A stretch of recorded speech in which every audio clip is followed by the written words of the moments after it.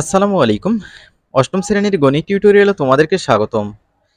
এই ভিডিওতে আমরা অবস্থান মানচিত্রের স্থানাঙ্ক জ্যামিতি এই অধ্যায়ের অনুশীলনীর ১, ২ এবং ৩ নম্বর অঙ্ক সলভ করব।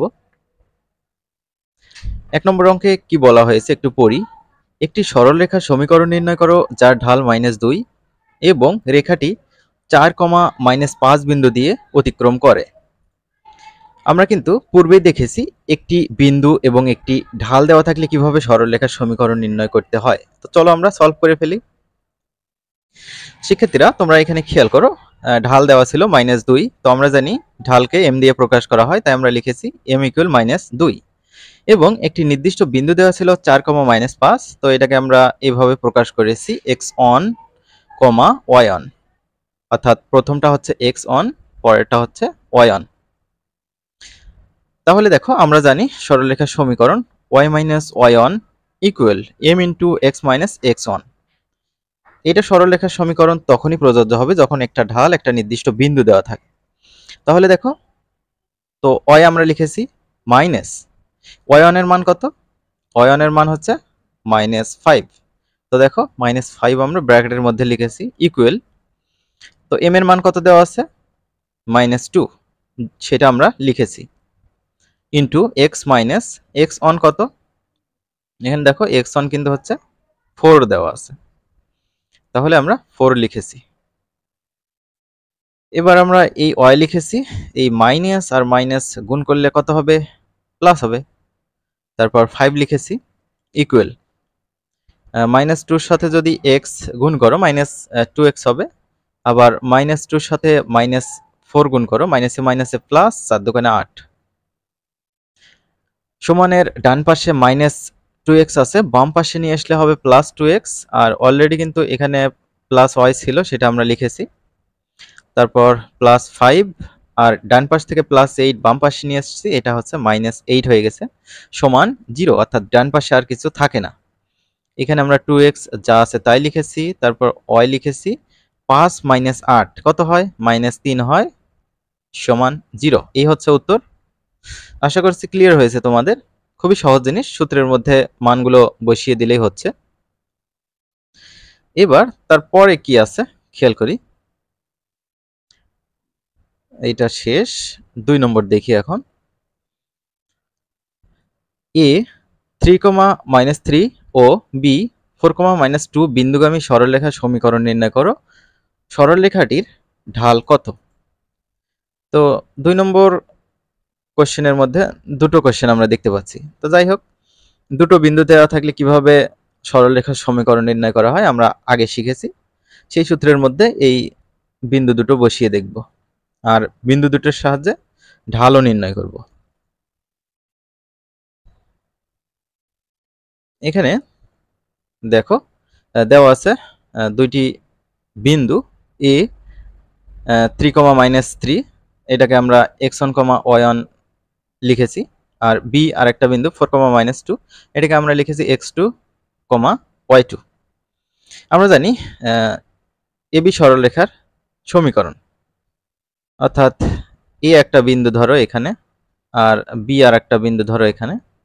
তো ab সরলরেখার সমীকরণ কি হবে সেটা আমরা এখন দেখব। সূত্র হচ্ছে এটা, y - y1 divided y1 - y2 equal x - x1 divided x1 - x2। তাহলে এখন মানগুলো বসানো যাক। তো y যা আছে তাই নামানো হয়েছে, মাইনাস যা আছে তাই, y1 এর মান কত? তো এইটা হচ্ছে x1, এইটা হচ্ছে y1। তো y1 এর মান হচ্ছে -3, সেটা আমরা এখানে লিখেছি, ডিভাইডেড y1 - y2। তো y1 কত? -3, সেটা আমরা লিখেছি, মাইনাস এটা হচ্ছে x2, এটা হচ্ছে y2। তাহলে y2 এর মান কত? -2, সেটা আমরা এখানে লিখেছি, ইকুয়াল x - x1। তো x লেখা হয়েছে, মাইনাস x1 এর মান কত? x1 এর হচ্ছে শুধু 3, শুধু 3 এখানে লেখা হয়েছে, ডিভাইডেড x1 - x2। তো x1 এর মান হচ্ছে 3, মাইনাস x2 এর মান কত? x2 এর মান হচ্ছে 4। তাহলে দেখো একটু ক্যালকুলেশন করে নেই। তো এই y টা আমরা এখানে লিখেছি, মাইনাস আর মাইনাস গুণ করলে কত হবে? প্লাস হবে। তারপর 3 কিন্তু এখানে নেমে গিয়েছে। তারপর নিচে -1 কিভাবে আসলো? দেখো -3 ছিল, মাইনাস -2 এরকম ছিল, তাই না? -3 মাইনাস আর মাইনাস গুণ করলে কত হবে? প্লাস হবে। -3 + 2 -1 হবে। তো সেই আমরা -1 লিখেছি ইকুয়াল এখানে x - 3 যা আছে তাই লিখেছি। 3 - 4 হচ্ছে -1। তো উভয় পাশ থেকে এই যে -1 ক্যান্সেল করে দেওয়া যায়। তারপর উপরে থাকে y + 3 ইকুয়াল ডান পাশে উপরে থাকে x - 3। তো সমানে ডান পাশের সকল জিনিস বাম পাশে নিলাম, বাম পাশের সকল জিনিস ডান পাশে নিলাম, এতে চিহ্নের পরিবর্তন হবে না। তো x লিখলাম, তারপর ডান পাশ থেকে +y বাম পাশে নিয়ে আসলাম, -y হলো। তারপর এখানে কিন্তু -3 ছিল, আর ডান পাশ থেকে +3 বাম পাশে নিয়ে আসলাম, -3 হয়ে গেল সমান 0, অর্থাৎ ডান পাশে কিছু থাকে না। তাহলে আমরা এই যে x - y আমরা এখানে লিখতে পারি -3 - 3 যোগ করলে -6 হয়। কিভাবে হয় তোমাদের দেখাই। -3 - 3 যোগ করলে হবে -6। ওকে, তো এইটা হচ্ছে একটা উত্তর। তারপর কি বলা ছিল যে এই যে রেখাটির ঢাল কত? দুটো বিন্দু দেওয়া থাকলে ঢাল আমরা বের করতেই পারি। ঢাল বের করবে এভাবে, দেখো AB সরলরেখার ঢাল সূত্র হচ্ছে কোটিদ্বয়ের অন্তর ভাগ ভুজদ্বয়ের অন্তর, অর্থাৎ y2 বিয়োগ y1 ভাগ x2 বিয়োগ x1। তাহলে এই যে y2 এর মান হচ্ছে -2, এটা কোথা থেকে আসছে? এই যে দেখো y2 এর মান হচ্ছে -2, এখান থেকে আসছে। -y1 মাইনাস দেওয়া হয়েছে এখানে। y1 এর মান কত দেখি? y1 এর মান হচ্ছে -3, তো ব্র্যাকেটের মধ্যে এটা লিখতে হবে -3। তারপর x2 এর মান হচ্ছে 4 আর x1 এর মান হচ্ছে 3। তো এখানে এই যে -2 যা আছে তাই লেখা হয়েছে, মাইনাস আর মাইনাস গুণ করলে +3, 4 বিয়োগ 3 কত হয়? 1। নিচের 1 এর কোনো ভ্যালু আমরা দেখতে পাচ্ছি না, যাই হোক তারপর একটু লিখি। 3 থেকে 2 বিয়োগ করলে কত হয়? 1। তাহলে উপরে থাকে 1, নিচে থাকে 1, 1 1 কাটলে 1 হয়। তো এই হচ্ছে বিন্দু দুটোর মধ্যবর্তী ঢাল আর বিন্দু দুটোর মধ্যবর্তী সরলরেখার সমীকরণ এইটা। তো আশা করছি বুঝছো। আমরা এই যে এবার 3 নম্বর অঙ্কটা দেখব। 3 নম্বরে কি বলা হয়েছে? দেখাও যে এ একটা বিন্দু, বি একটা বিন্দু এবং সি একটা বিন্দু, বিন্দু তিনটি সমরেখ। তো এখন তোমরা প্রশ্ন করতে পারো যে সমরেখ বিষয়টা আসলে কি? সমরেখ মানে হচ্ছে ধরো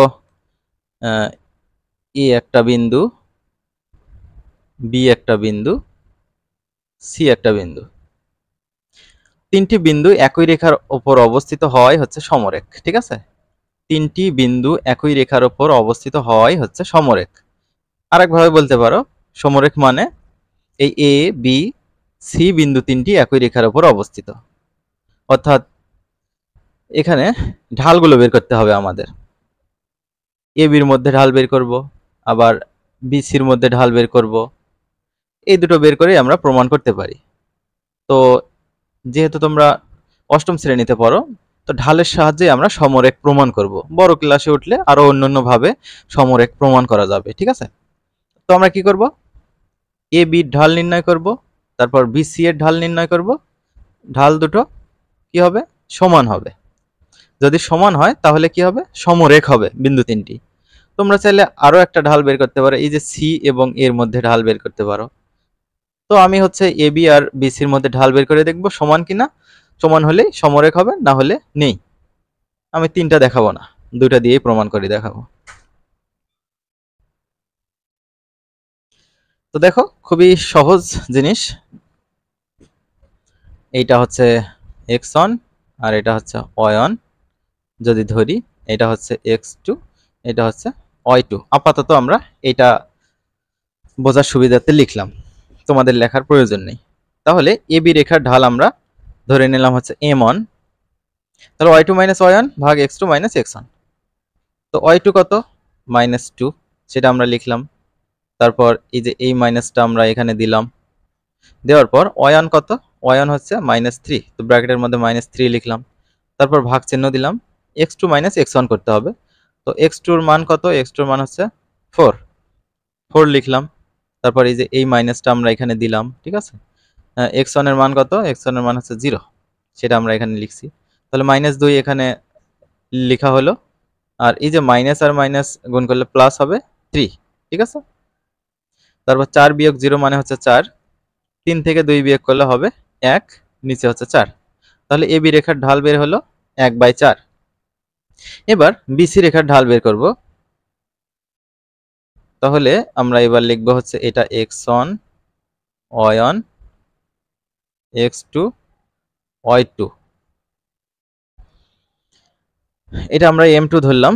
সেম সূত্র, y2 মাইনাস অয়ন ভাগ x2 মাইনাস x1। তাহলে y2 কত? এখানে 1, তো আমরা এখানে 1 লিখলাম, ঠিক আছে। তারপর মাইনাসটা দিলাম, অয়নের মান কত? এখানে অয়নের মান এবার হচ্ছে -2, সেটা আমরা এখানে লিখেছি। তারপর নিচে x2 বিয়োগ x1 করতে হবে। তো x2 হচ্ছে 16 বিয়োগ x1 এর মান কত? 4, ঠিক আছে। তাহলে 1 মাইনাস মাইনাস গুণ করলে +2, তাহলে 1 + 2 ওপরে 16 বিয়োগ 4 হবে হচ্ছে 12, 2 আর 1 3, নিচে হচ্ছে 12। তো 3 একে 3, 3 4 12, তাহলে ওপরে 1 নিচে 4, ঠিক আছে। তাহলে আমরা দেখতে পেলাম এবি রেখার ঢাল বিসি রেখার ঢাল সমান। যেহেতু এবি রেখার ঢাল সমান বিসি রেখার ঢাল, তাহলে আমরা বলতে পারি অতএব এ বি সি বিন্দু তিনটি সমরেখ। তো আমি আবারও বলি, তোমরা যদি চাও এবি রেখার ঢাল বের করবা, বিসি রেখার ঢাল বের করবা, আবার সি এ রেখারও ঢাল বের করবা, সেম আসবে কিন্তু সবগুলোরই 1/4 1/4 1/4 করে আসবে। আমি দুটি দেখাইছি, m1 আর m2। তো শিক্ষার্থীরা, আমরা পরবর্তী ভিডিওতে এই যে অনুশীলনের অঙ্কগুলোর পরের অঙ্কগুলো আলোচনা করব। তো শিক্ষার্থীরা ভালো থাকবে, পরবর্তী ভিডিওতে দেখা হবে। আল্লাহ হাফেজ।